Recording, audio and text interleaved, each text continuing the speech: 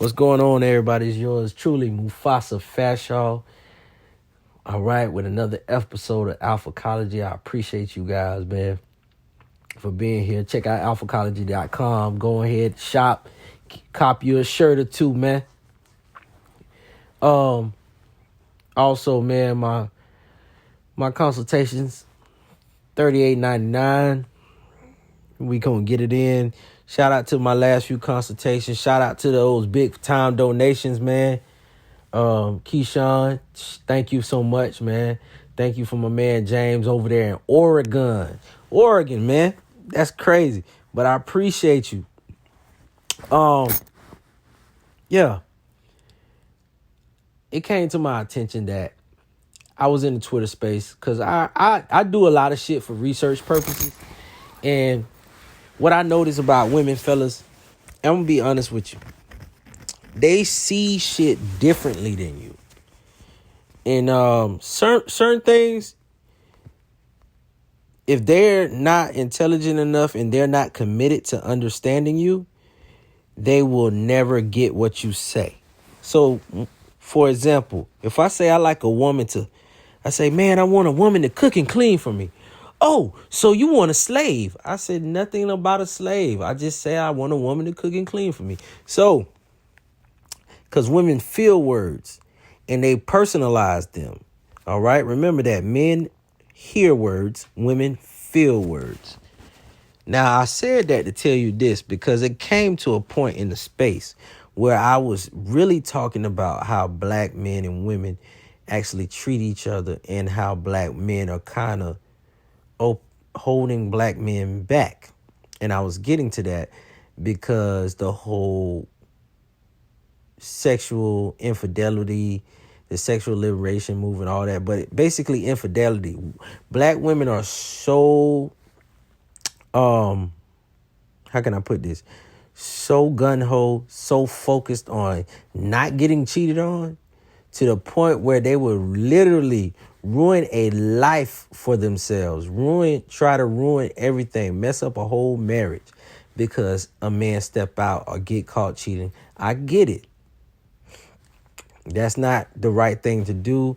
That's the bad decision to make, young men. And listen, it's pressure on a man to be perfect. With that being said, it's even more pressure on us to actually stay strong in our masculinity. So in these Twitter spaces, I'm pretty much demonized into being misogynistic when basically I'm a man and I stand up for manhood principles.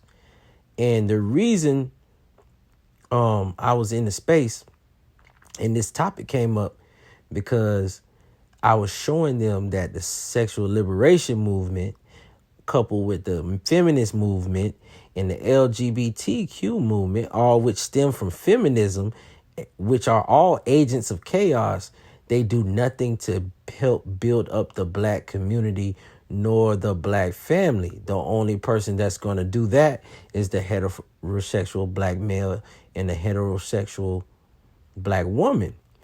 But they did not see that. They see that, oh, it's not fair because no matter what, a woman's contention is to control and dominate men. They want the best of both worlds. They want to be feminine and they still want the masculine principle to submit to them and so they can be under their control. It's natural for a woman to do that. I keep telling y'all this shit about female nature. If you are in a relationship with your woman and you don't be assertive in leading, guess who's going to take the lead? Guess who is going to do all that shit? Guess who is going to be the dominant one? The woman. And she going to do it in such a feminine way sometimes. I done been in those situations. I know what it looked like. I know what it looked like where a woman don't have to be rah, rah, rah. She could be sit back and just catch a little attitude or do her little body language. And I see the man just fall the fucking line and do whatever she asks. And happy wife, happy life. So all this happy wife, happy life bullshit has got my people, black people, nowhere. So I was explaining that shit to them that anything that's anti-family, which is sexual liberation, which is LGBTQ, ABCDEFG, the alphabet gang. Anything that's about feminism is not about fucking family. It's nothing you could do about that. That's just the truth.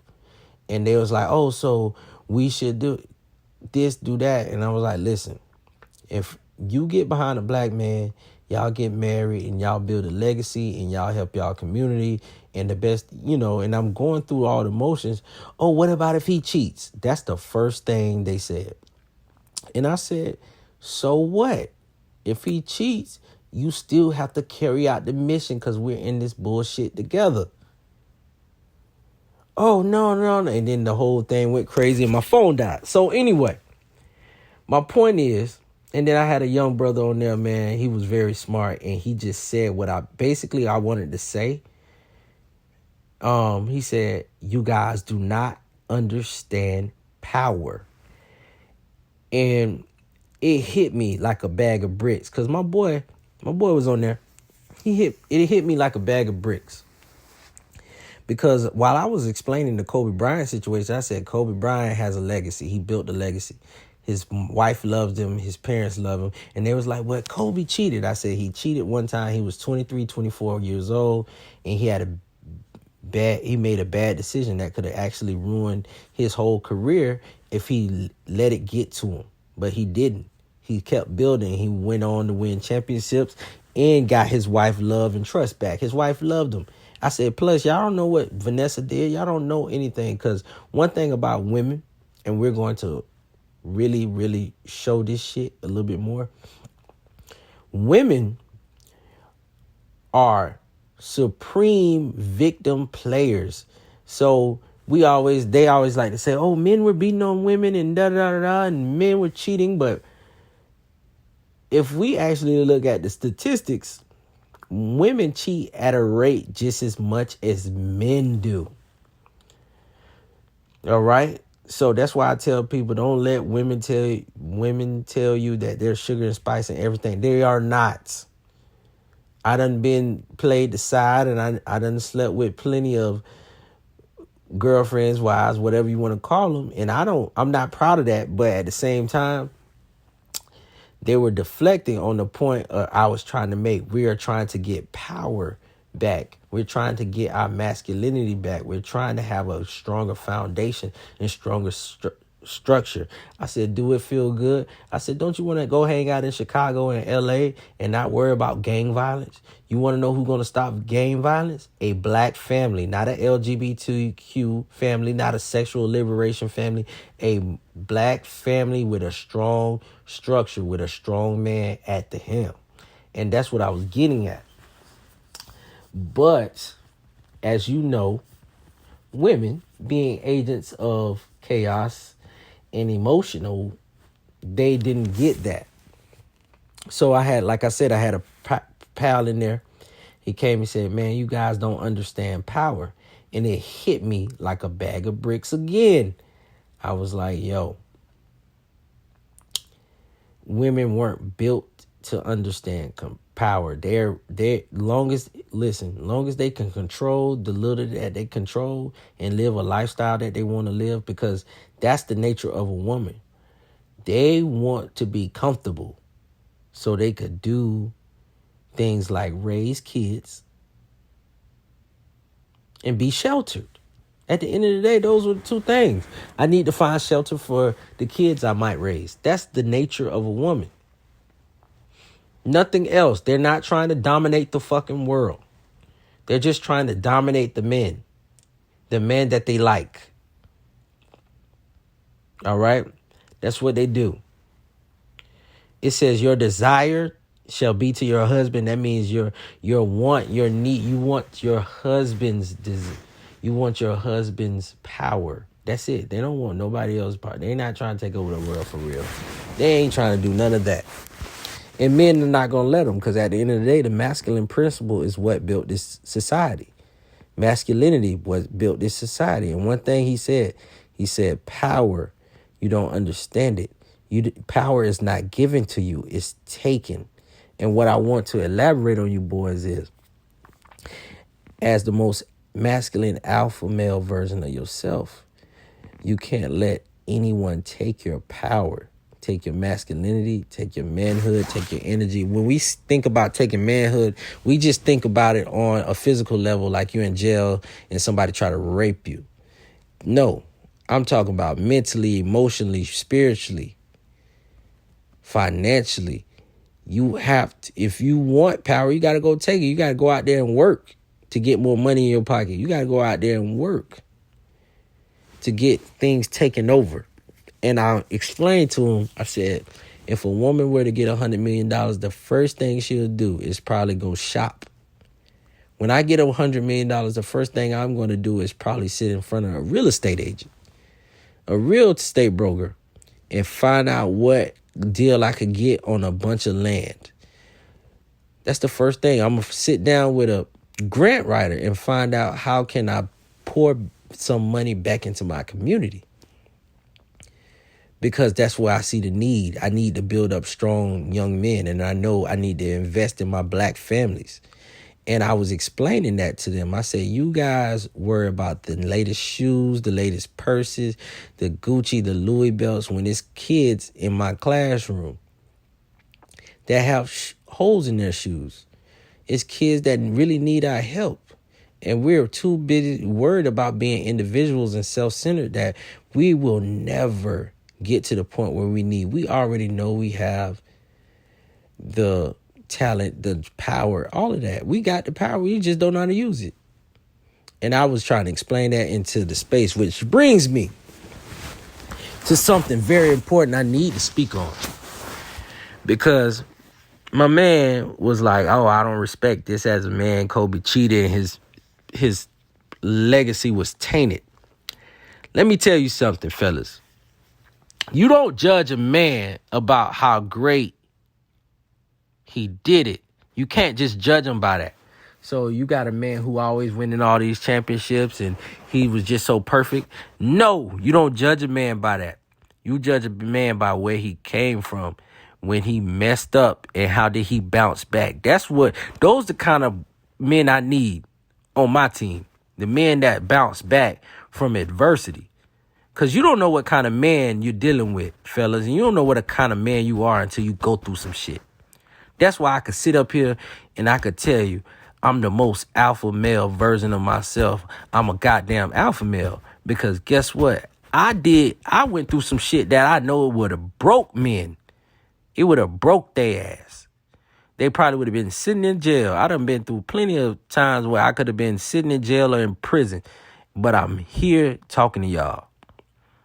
So go ahead. If you out there, man, put that gun down, man. Put that drink down. Put that smoke down. Put them pills down. If I can make it, you can fucking make it. That's what makes you a man. How you bounce back from your shit. How you bounce back from that goddamn injury. You want to know who legacy tainted? The motherfucker who hurt his knee and he came back and was never the goddamn same. Now, if a person hurt his knee, came back, and they came even harder, that's a goddamn machine. That's a man right there. That's why I also do this. I give my man his props. Adrian Peterson. AP, man. AP tore his ACL, and you know once you tear your ACL, you pretty much done for. This man came back and ran for 2,000 yards. That's a goddamn man. That's a fucking machine. You understand what I'm saying? I respect no matter what. And he went through some shit too with his family and stuff like that. No matter what, I respect that man for what he did. Because he did what he was called to do. All right? Now, did he make some bad choices and some mistakes as a man? Yes. All right, with the whole situation. But that's how they try to tear black men down. When they're doing good or they're excelling in something, and then the home front is not safe and secure. The woman is supposed to protect that. The woman is supposed to protect that. Yeah, even if the man is out there tricking off, let's say he is tricking off, and I always told him that. I said, okay, that he's not perfect. And I did a Martin Luther King one. I said, MLK. It was rumors he had it that he was cheating on his wife. Okay, so what? Him and his wife still gotta go. She ain't leave him. And that's another thing. These black women nowadays, they be destroying the family structure, the family unit. So they find out that you're cheating, they're gone. They don't stay to try to rectify the situation, try to make things better. They don't stay to show and give you a chance to make up for the mistake that you made, the confidence that you broke. None of that shit. And that's what I was trying to get to, but I never got to it because it just was falling on deaf ears. And I'm a man that out here that's demonized, but I figured, that's probably going to be a couple last of my little stints with Twitter Spaces with especially with women that aren't like-minded and that are not falling in line. I ain't got time for that. They could just hear what I got to say and they could take it how they want to take it, because I'm tired of getting misquoted, misconstrued, misinterpreted, misunderstood because they're emotional. I ain't got time for that. But I did that for you guys to understand what kind of times we living in. We are living in where no matter what, women, society, the government, everything takes an opportunity every chance they get to marginalize your masculinity and manhood. Your epitome of masculinity is what I call the alpha energy. And they want to marginalize that because you could come in and be dominant. That scares women when a man dominant and they can't get through to him because he got his mind made up what kind of fucking man he gonna be. And I told him that. I said, I got my mind made up. There's nothing you could tell me or say that's going to change my mind or how I feel about relationships, this sexual liberation stuff, none of that.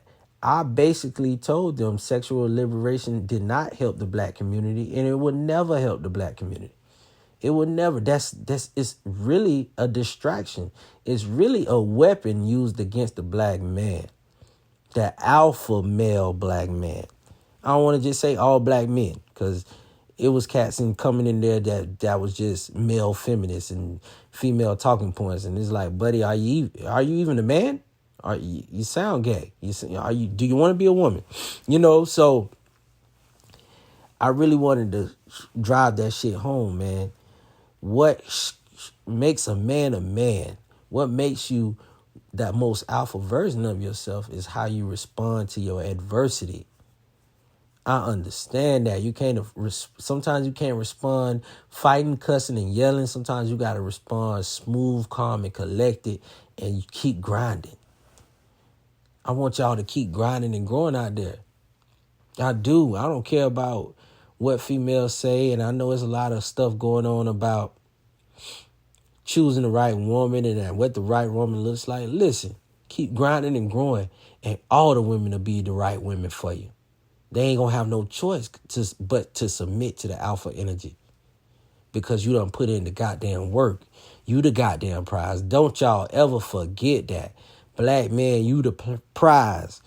White man, Asian man, Mexican man, all these different races of men who listen to my podcast. I am pro-truth before I'm anything. I'm a true man.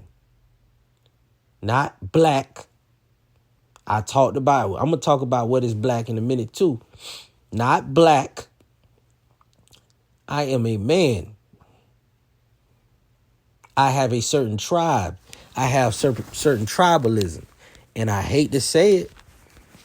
And I hate to say it to my people. But we got to stop all this. Oh, we black, we oppressed. And I don't give a damn how oppressed it is. Alpha the fuck up. Get behind the strong men and support, and let's make these movements happy, man. At the end of the day, black men, let's be honest. We just want to be left to our own devices, and we want to have opportunities to raise and build our families and create legacies so our babies could be fucking safe. That's what we want. That's what I want as a man. Without all this extra bullshit and look at me and 666 demonic, all these demonic and evil things. I know they're going to always be in the world. So I hate to tell y'all this is a part of the Most High creation, but at the same time, you still have a choice between right and wrong. Now, with that being said, man, it's been another episode of Alphacology, man. I'm going to drop some more gems on y'all when I can. Peace out. This is not tea, it's protein.